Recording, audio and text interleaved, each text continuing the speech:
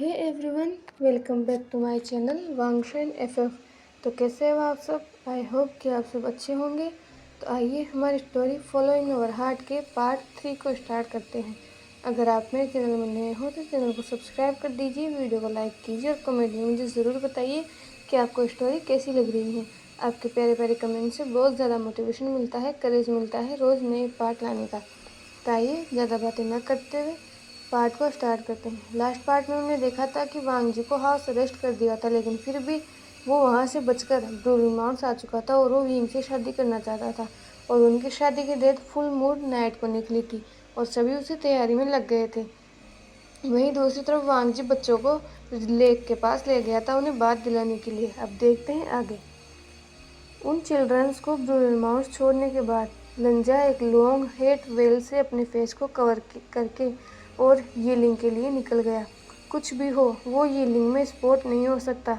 शायद बहुत सारे सेक्ट के लोगों ने ब्रूनो माउंट्स पर नज़र रखने के लिए लोगों को भेजा हो।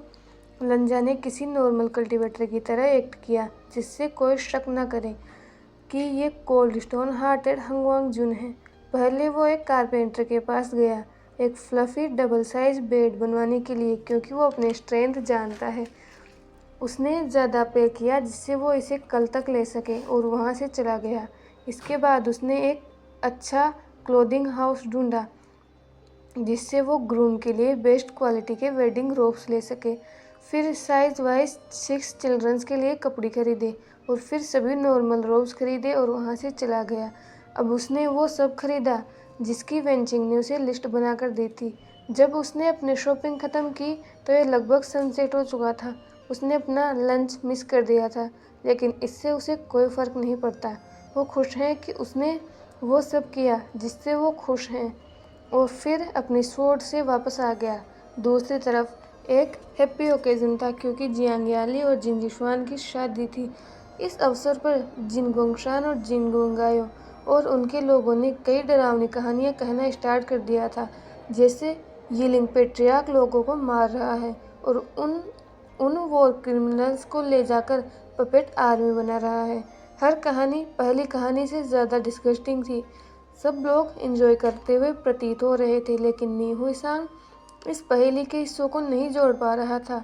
वो अपने अंदर जानता था कि कुछ कुल प्रमुख जियांग राजकुमार वी को एक न एक दिन फेंक देंगे, लेकिन लेनवांग जी को क्या हुआ है? सभी लोग राजकुमार वी और लेनवांग जी को आग और पानी की तरह देखते हैं, लेकिन वो सब नहीं है। वो जानता है कि वो दोनों लवर हैं, लेकिन दोनों को रियलाइज़ नहीं है। उसके स्पाई ने उसे बताया था कि लेनवांग जी ने जानबूझकर बिना किसी लड़ाई के राजकुमार वी को जाने दिया। उस लेबर कैंप में क्या हुआ था? एक्चुअली वीइंग के गुस्से से एक विटनेस भी नहीं बचा है। अगर राजकुमार वी सच में अपराधी होते तो हंगवांग जुन उसे जानबूझकर कभी नहीं जाने देता। यहाँ पर रियल बास्टर्ड हैं कौन? जियांग चेंग और मेंग्याओ। इनमें से कोई भी शांति से नहीं बैठ सकते।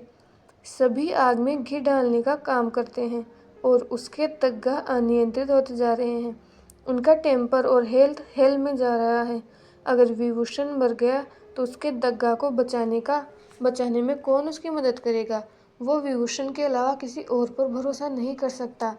जब वो सर दर्द से मरा जा रहा था तब उसके बर्ड ने उसे एक नई सूचना दी।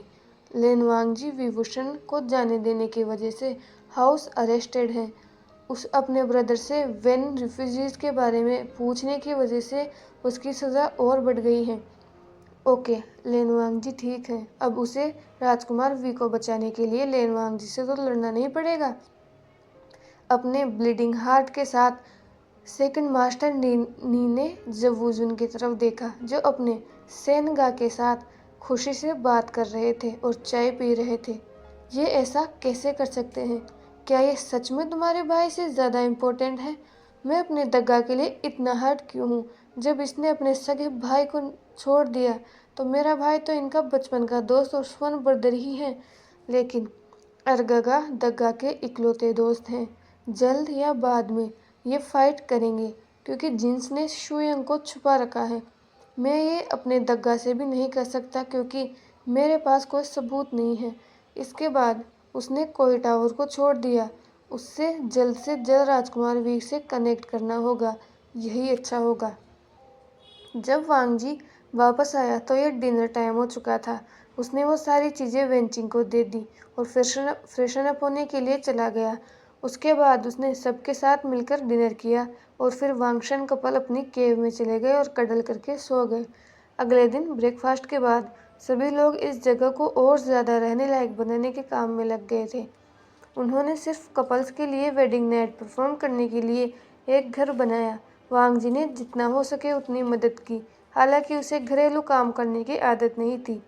विंग तालिस्मान बनाने में बिजी था, जिससे वो एक मजबूत वॉर्ड बना सके ताकि उसे कोई हार्म ना कर पाए। लंच के बाद वांग जी उन सब चीज़ों को लेने के लिए चला गया जो कल उसने ऑर्डर की थी। उसके बाद उसने बहुत सारे ड्राई फ्रूट्स और मिठाइयाँ खरीदी और सभी 50 लोगों के हिसाब से ज़्यादा खरीदा और उसके बाद विंग के लिए वाइन खरीदी। उसके बाद वांग जी ने एक फिनिक्स शेप की एक जेड हायर पिन खरीदी, जिसमें एक ब्लड रेड रूबी थी जैसे उसकी आँख हो, और ये स्पिरिचुअल वेपन में भी कल्टीवेट हो सकती थी। ऐसे तो विंग के पास कोई गोल्डन कोर नहीं थी, लेकिन वांग जी को खुद पर विश्वास है कि वो वेल कल्टीवेशन के थ्रू उसे हील कर देगा। वो अभी विंग से ये सब नहीं करना चाहता और विंग किसी भी इम्पॉसिबल थिंग को पॉसिबल बना सकता है। उसे विंग पर पूरा भरोसा है। वांग जी ने अपना पाउच ग्रैनी को दिया जिसमें ड्रेस और फूड था। अंकल फोर को वेडिंग के लिए रॉ मटेरियल दिए। वांग जी खुद उस फ्लफी बेड को फिक्स करने लग गया जिससे उसने मंगाया था। जब आंट वेन और बाकी ने ये देखा तो वो लोग हंसने लगे, लेकिन वांग जी को किसी की परवाह नहीं थी। उसने ये बहुत मुश्किल से सीखा था कि अगर उसे खुश रहना है तो कई चीज़ों के लिए उसे शेमलेस होना होगा। रूल्स के अकॉर्डिंग आज वो अपने हस्बैंड को नहीं देख सकता था, इसीलिए आज वो चिल्ड्रंस के पास सोया। फॉर्चुनेटली अभी स्प्रिंग था, इसलिए कोल्ड नहीं था। वांग जी वहाँ नहीं सो पाया, इसीलिए वो वेनिंग की साइड चला गया जो अभी दूसरों के साथ डेकोरेशंस में बिजी था।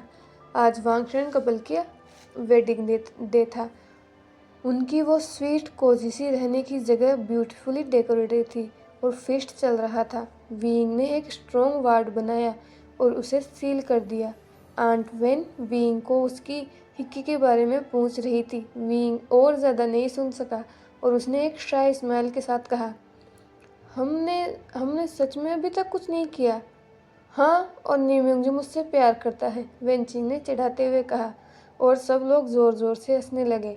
ऐसे तो ये मजाक था, लेकिन ये सच नहीं था। जब वो यंग थी वो उसे पसंद करती थी। वो हैंडसम एंड स्ट्रॉन्ग है, फ्यूरियस ऑरा के साथ कभी न झुकने वाली पर्सनैलिटी है। वो लोग कॉन्फ्रेंस में कई बार मिले और वो इस बात को लेकर पूरी तरह से श्योर हैं कि वो भी उसे पसंद करता है, भले ही रोमांटिकली नहीं। उसके बाद वेन रूहान ने उसके फादर को मार दिया और अब वो वेंस के नाम से भी नफरत करता है। वेंचिंग असलियत में वापस आई जब वेनिंग वहाँ खाना लेकर आया। आइंग, अपना लंच करो, आज का दिन बहुत लंबा होने वाला है, उसके बाद हम तुम्हें तैयार कर देंगे, आंट वेन ने कहा। विंग ने खुशी से अपना खाना स्टार्ट कर दिया। उसके बाद उसकी दूसरी शिजे ने एक अरोमेटिक बाथ विंग के लिए तैयार किया। उस दिन लंजा ने उससे क्या कहा था वो याद करके वो किसी लाल टमाटर की तरह शर्मा गया। जब विंग बात के बाद अपने इनर रोब्स में बाहर आया तो ग्रैनी मैन ने उसके wedding ropes and matching ornaments और मेकअप निकाला और फाइनली उसके हस्बैंड के लिए वेडिंग गिफ्ट। उसके वेडिंग रोब्स बेस्ट सिल्क के और सिंपल बट एलिगेंट थे। ये देखकर विंग रोने लगा। उसने कभी नहीं सोचा था कि वो अपने सोलमेट के साथ शादी करेगा। सब कुछ लंजा ने अकेले ही किया है। वो उसे कभी नहीं छोड़ेगा, भले ही वो उसे छोड़ दे। इस प्रेजेंट मोमेंट की हैप्पीनेस के लिए वो अपनी सोल को ट्रेड करने के लिए तैयार है। कभी किसी ने उसे ह्यूमन की तरह ट्रीट नहीं किया। जब वेंस ने ये देखा तो ग्रैनी ने उसे टाइटली हग कर लिया। हम सब एक दूसरे के साथ रहते हुए एक बेस्ट फैमिली बनेंगे आइंग, उन्होंने एक जेंटल स्माइल के साथ कहा। वेंचिंग ने उसकी स्वॉन और एल्डर सिबलिंग्स होते हुए हेयर कॉम की सेरेमनी की। उसके बाद उसने वेडिंग रोज पहनना शुरू किया। विंग भी एक ग्रूम है, लेकिन सबने मिलकर उसे ब्राइड बना दिया। विंग अपने वेडिंग गिफ्ट की खूबसूरती को देखकर अचंभित था, मानो वो रूबी आइस कुछ कहना चाहती हो। तभी उसे एहसास हुआ कि ये एक एनिशिएंट प्योर रूबी है और वो इस एयरपिन को स्पिरिचुअल वेपन में विकसित कर सकता है। अपने हस्बैंड के थॉटफुलनेस के बारे में सोचकर उसके फेस पर मुस्कुराहट आ गई। यहाँ उसने हर टाइप के ऑर्नामेंट्स पहने हुए थे। उसकी आंखें फिनिक्स की तरह लग रही थी, जो उस हेयर पिन से मैच करती। वेल के साथ सुर्ख लाल होठ। जब उसने एक स्मॉल सिल्वर मिरर में अपना रिफ्लेक्शन देखा, उसका मुंह हवा में खुला का खुला रह गया। उसे विश्वास नहीं हो रहा था कि वो एक प्रिंसेस नहीं, एक सिडक्टेड गॉड लग रहा था। फिर उसने लंजा के बारे में सोचा और एविली मुस्कुराया। आंट वेन ने यह देखा लेकिन कुछ कहा नहीं। वेंचिंग ने अपनी आंखें रोल की, जैसे वो समझ गई हो कि वो अजान के लिए कुछ प्लानिंग कर रहा है। दूसरी तरफ एक स्मॉल शेड हट में अंकल फोर ने वांग जी के लिए हेयर कॉम सेरेमनी की। अंकल खुद को बहुत सम्मानित महसूस कर रहे थे कि वो ये कर पाए। फिर वेनिंग और दूसरे लोगों ने उसकी वेडिंग ड्रेस पहनने में मदद की और उसके बाल बनाए। लंजा ने एक जेड हेयर पिन पहना था जो उसकी मदर का था। उसने इसे अपनी लाइफ में बस एक बार पहना था, जब उसे अपनी स्वॉर्ड ली थी, लेकिन अब जब उसने ये पहना है तो उसे लग रहा है कि उसकी माँ उसके साथ है। उसके सरप्राइज के लिए यहाँ एक पर्सन बहुत अच्छा कारपेंटर है, जिसने उसकी और विंग दोनों के पेरेंट्स की नेम प्लेट बनाई। अब वो अपने पेरेंट्स की नेम प्लेट के सामने विंग का वेट कर रहा था और एल्डर के लिए ग्रैनी वैन और अंकल फोर बैठे थे। थोड़ी देर बाद विंग वेंचिंग के साथ स्लोली कदमों के साथ आया। उसका फेस वेल से कवर्ड था, लेकिन उसकी ब्यूटी और बॉडी कर्व साफ विजिबल थे। लेन वांगजी ब्रीथ नहीं ले पा रहा था। वो वहाँ फ्रोजन खड़ा था। सिचुएशन को देखते हुए सेकेंड शियोंग लंजा के शोल्डर को पकड़ा, जिससे वो विंग का हाथ पकड़ सके। दूसरी तरफ लंजा की हालत देखकर विंग मुस्कुरा रहा था। उन्होंने आंट वेन के इंस्ट्रक्शन से 3 वोस लिए। उसके बाद जैसा वांग जी ने प्लान किया था, आंट वेन ने शादी के लिए एक die down spell eternal blood oath को पढ़ा, जो ट्रू सोलमेट पर ही एक्टिव होता है। विंग नर्वस हो रहा था क्योंकि वो एक डिमोनिक कल्टीवेटर है और रिसेंटमेंट एनर्जी से बर्बाद है। वांग जी कॉन्फिडेंट था। वो जानता था कि वो सोलमेट है। कल्टीवेशन कोई मैटर नहीं करती। जैसा उन्हें बताया गया, दोनों ने अपना ब्लड स्पेल पर रखा और सब लोगों ने अपनी सांसें रोक ली, ये देखने के लिए कि क्या होने वाला है, क्योंकि उन्होंने ये कभी नहीं देखा। क्योंकि आजकल ज़्यादातर मैरिज पॉलिटिकल गेन के लिए होती है, इसीलिए समय के साथ ये स्पेल ख़त्म हो चुका है। कपल ऑफ मिनट्स वो स्पेल गोल्डन कलर में ग्लो करने लगी और फिर दोनों ग्रूम्स को कवर कर लिया और अनगिनत फायरफ्लाई जुगनू उड़ने लगे और गोल्डन लाइट फेड होना शुरू हो गई। तभी ग्रेनिनवेन ने कहा, अपनी जगह शांत रहो। ये जुगनू हेल्थ के लिए हेवनली ब्लेसिंग्स हैं। ये तुम पर खड़े होंगे और खुद ही फेड हो जाएंगे। जैसा कि ग्रेनी ने कहा था, वो फायरफ्लाई फेड हो गए। सब लोग कपल्स की तरफ ओ में देख रहे थे, क्योंकि उन्होंने लीजेंडरी लेन और उसके सोलमेट के बारे में बस सुना है, लेकिन अपने सामने इसे देखना ये अद्भुत था। कपल के लिए उनकी डोमिनेटिंग आर्म की रिस्ट पर एक ब्लड रेड स्पाइडर लिली खड़ी हो गई थी, मैरिज के सिंबल के रूप में, और हेवन ने उन्हें ट्रू सोलमेट स्वीकार कर लिया है। विंग ने उस मार्क को टच किया और ये ब्लू लाइट में ब्लिंक होना स्टार्ट हो गए। ये देखकर वांग जी ने भी अपने मार्क को टच किया और ये ब्लड रेड कलर पर ब्लिंक होने लगा। फिर उन्होंने एक दूसरे के मार्क को टच किया। ये मार्क जुड़े हुए थे और एनर्जी फ्लो करने लगी। ये देखकर वांग जी को और ज़्यादा विश्वास हो गया कि वो विंग को हील कर सकता है और उसकी गोल्डन कोर फिर से बनाने में मदद कर सकता है। उन दोनों ने वैन और ग्रेनी वन और दोनों ने अपने पेरेंट्स की नेम प्लेट को टीसा रुकी। उसके बाद विंग ने सिबलिंग्स के लिए वेंचिंग और वेंडिंग को टीसा रुकी। अब अंधेरा हो रहा था। उन्होंने उस पूरी जगह को रंग बिरंगी लालटेन से सजा दिया और वेडिंग बैंक्वेट को स्टार्ट कर दिया। उन्हें नहीं पता था कि वो कल जिएंगे या नहीं, लेकिन जैसा वीइंग ने कहा था कि फ्यूचर के लिए हमें अपना वर्तमान खराब नहीं करना चाहिए। वो खुश हैं कि वो जिंदा है, बाकी सब हेल में जाए। सब लोगों ने नए कपड़े पहने, हालांकि वो नॉर्मल रोब्स ही थे। वो उन चित्रों से तो अच्छे ही थे। चिल्ड्रंस तो और ज़्यादा खुश थे इन नए रोब्स को पाकर। रात अब डार्कर और डार्कर होती जा रही थी। कपल्स अपनी वेडिंग हट में चले गए थे।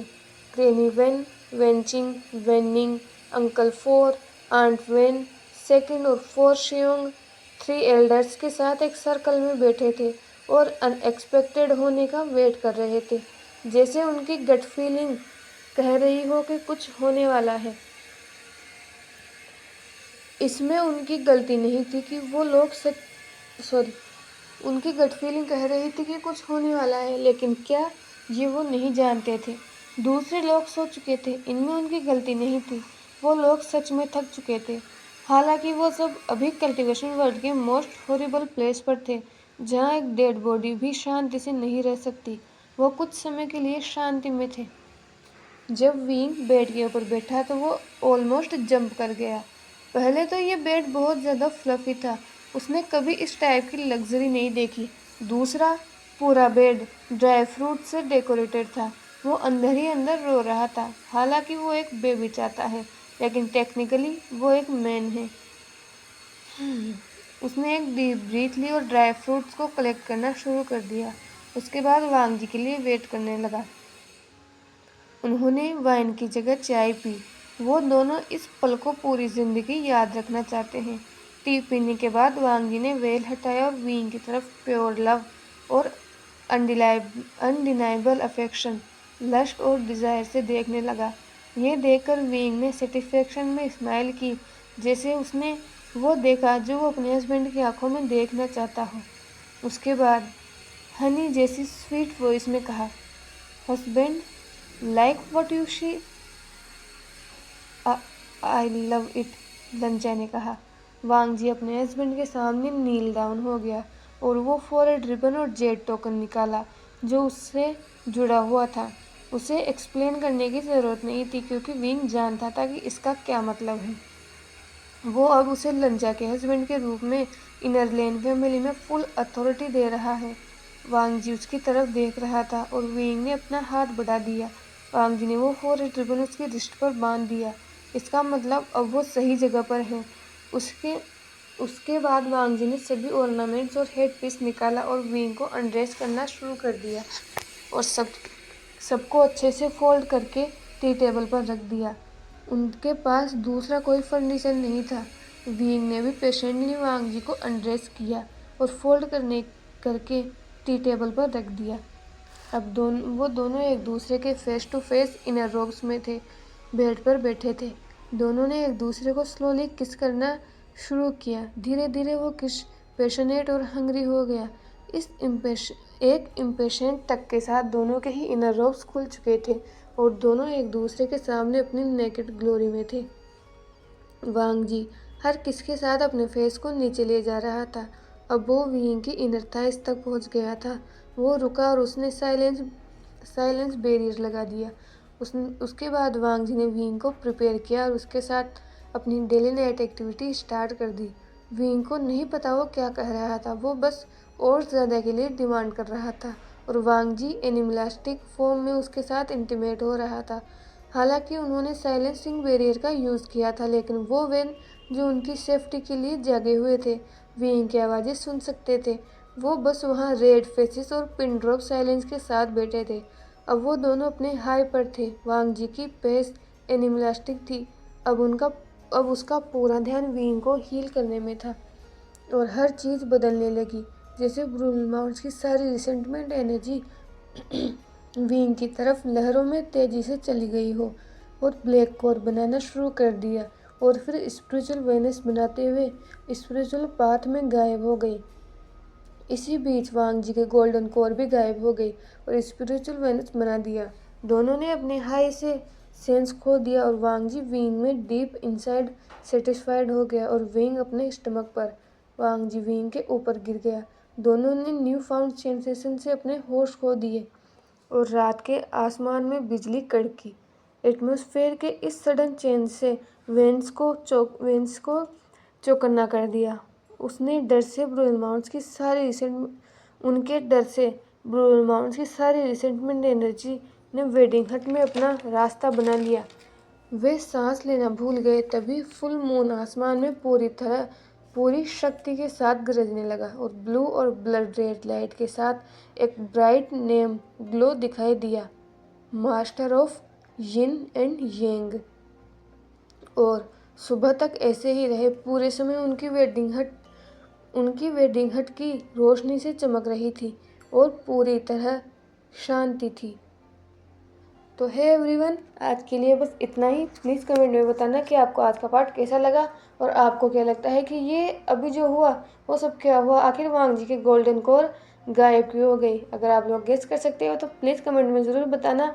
चैनल को सब्सक्राइब कर देना, वीडियो को शेयर करना अपने दोस्तों के साथ, कमेंट करना ताकि मुझे इंकरेजमेंट मिले। और पीछे बैकग्राउंड में जो भी आवाज़ आ रही है उसको इग्नोर करके सिर्फ मेरे